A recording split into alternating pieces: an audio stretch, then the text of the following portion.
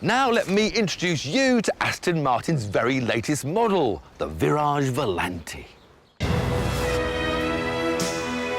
I have to say I'm even more excited than usual, as this promises to be the perfect Aston Martin.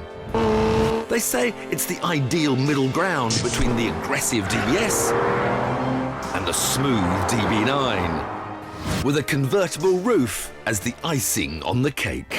It promises to be a brilliant drive as well, as it combines all of Aston's best bits: the V12 grunt from the DBS, the compliant suspension from the Rapide, and the refinement of the DB9. To test it, I'm going on a 165-mile blast through northern France to Reims, the now deserted home of one of the world's most evocative racetracks.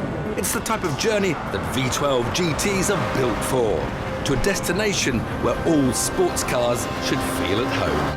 Some introductions. The price is £160,000. The power from the V12 engine is 490. You'll get to 62 in just 4.6 seconds. And if you want, waft you on to 183 miles an hour. So, those are the basics, but what's it really like? Ever since I left Calais, I've just left the automatic transmission in D and cruised along the auto route.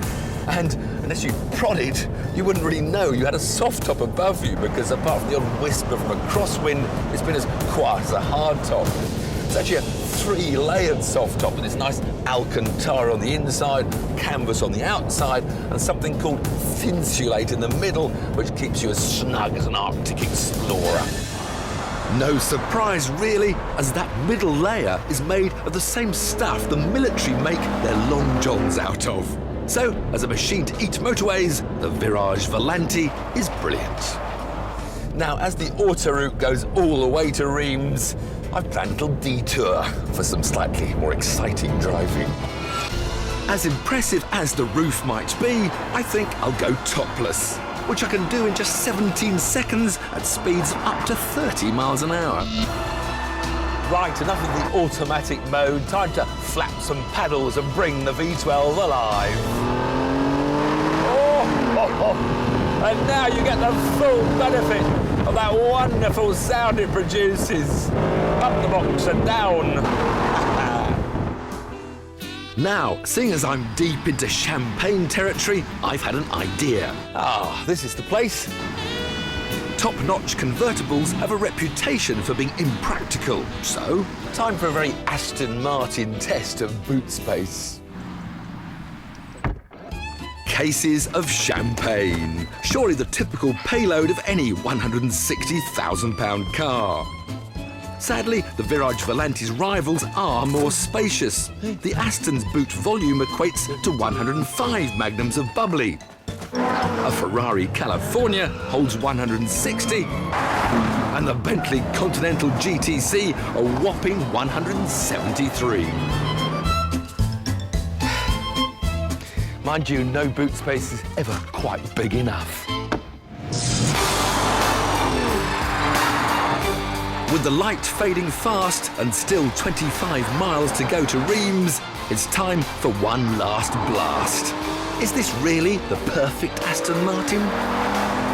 Now, of course, you're getting used to nowadays these robotised, these automated manual gearboxes. This isn't one of them. I'm not getting the instant flat shifts. It's an auto, it sounds like an auto, and the paddles aren't going with the steering wheel. You only want to change gear when you're just slightly turning, and then the paddle's not there.